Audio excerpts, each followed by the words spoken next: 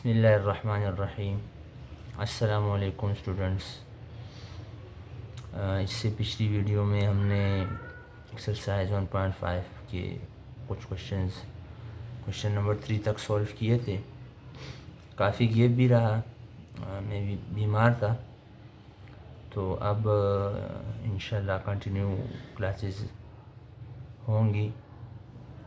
तो एक्सरसाइज 1.5 में question number 4 है, वेरीफाई दैट जेड कॉन्जुगेट का कॉन्जुगेट जो है वो जेड की इक्वल होता है for the following complex numbers. Questions को सॉल्व करते हैं, इसी से आपको समझ में आ जाएगा कि क्वेश्चंस में क्या मांगा जा रहा है। तो देखिए, इसमें पहला पार्ट है 4/7 + 9/10 आयोटा। ये एक कम्प्लेक्स नंबर्स है। कम्प्लेक्स नंबर पर हम डिटेल में पहले भी बात कर चुके हैं।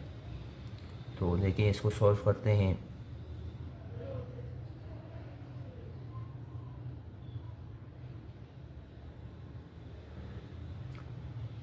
लेट करते हैं इसको z, यानी z मतलब z जो है कम्प्लेक्स नंबर को शो करता है। तो let z is equal to 4/7, यानी इसी क्वेश्चन को हम लेट करते हैं, z के इक्वल लेते हैं, यानी ये एक कम्प्लेक्स नंबर है।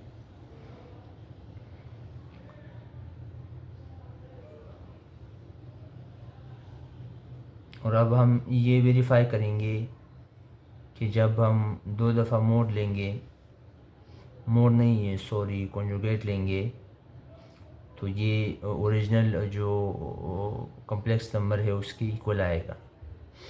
लेट जी हमने लिया। अब देखिए, जेड का हम कॉन्जुगेट लेते हैं। कॉन्जुगेट इस तरह से लिया जाता है कि जेड के ऊपर बार बनाते हैं। जो ऊपर लाइन मैंने खींची है इसको बार कहते हैं। 4/7 और फिर प्लस 9/10 आयोटा। इस पर भी इस तरह से बार हम खींचेंगे, लाइन खींचेंगे, बार खींचेंगे। तो इसका मतलब ये है कि अब हम इसका कॉन्जुगेट लेंगे। कॉन्जुगेट कैसे लेते हैं पहले भी हम डिस्कस कर चुके हैं, दोबारा भी देख लें। कॉन्जुगेट में जो एक रियल पार्ट होता है कम्प्लेक्स नंबर में और एक इमेजिनरी पार्ट होता है। तो कॉन्जुगेट में हम जो इमेजिनरी पार्ट होता है उसकी हम साइन तब्दील कर लेते हैं, उसकी हम साइन तब्दील करते हैं। यहाँ पर 9/10 जो है ये इमेजिनरी पार्ट है, आयोटा के साथ है, तो ये देखो ये माइनस हो जाएगा, ये 9/10 आयोटा हो जाएगा।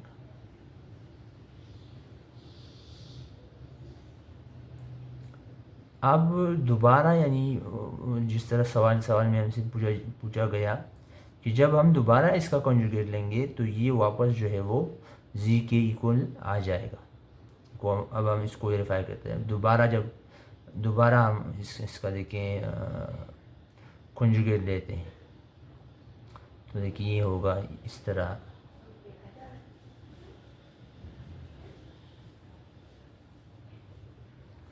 Nine upon tan iota. इसका दोबारा जब हम कॉन्जुगेट लेंगे तो देखिए ये जो है वो z के इक्वल, ओरिजिनल जो कम्प्लेक्स नंबर है उसकी इक्वल आ जाएगा।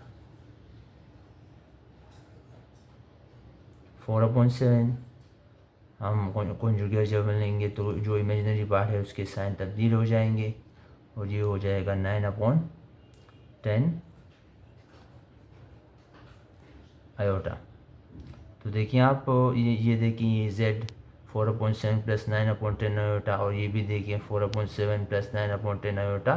तो इस तरह से ये वेरीफाई हो गया, यानी कॉन्जुगेट के ऊपर कॉन्जुगेट जब हम लेंगे तो वो वही ओरिजिनल जो कम्प्लेक्स नंबर है उसकी इक्वल आ जाएगा। यही हमने वेरीफाई करना था और यही हमसे सवाल में मांगा गया है, पूछा गया है। ठीक है स्टूडेंट्स, तो ये हो गया वेरीफाई।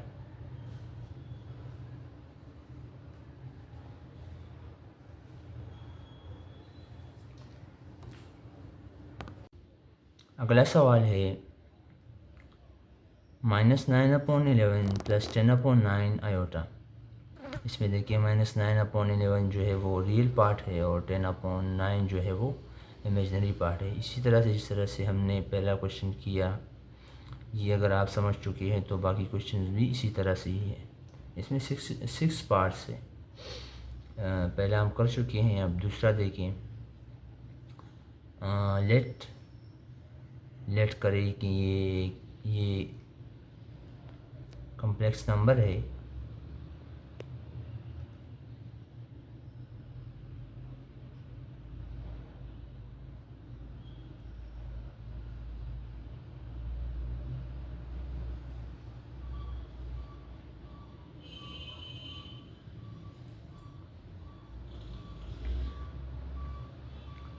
अब इसका कॉन्जुगेट लेंगे।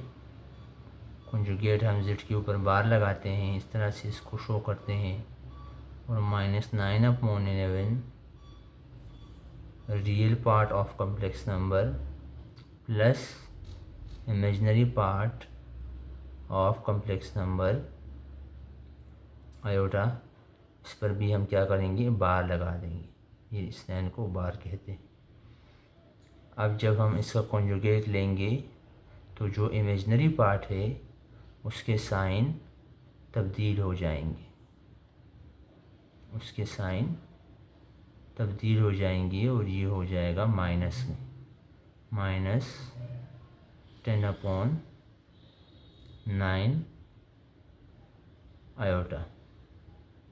इसका जब हम दोबारा से कॉन्जुगेट लेंगे, देखें दोबारा से कॉन्जुगेट लेंगे तो जो हमसे सवाल में मांगा जा रहा है वो उसी तरह से ये वेरीफाई हो जाएगा। इसका जब दोबारा हम कॉन्जुगेट लेंगे तो ये z के इक्वल ही आ जाएगा।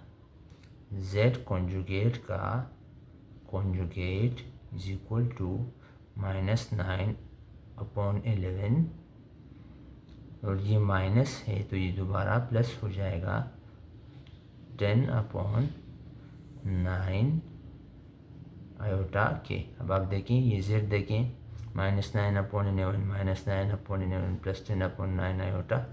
तो इस तरह से ये प्रूफ होता है।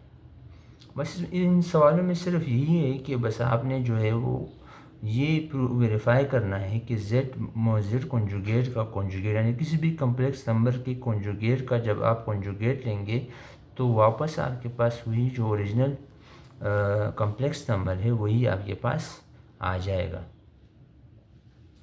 ठीक है।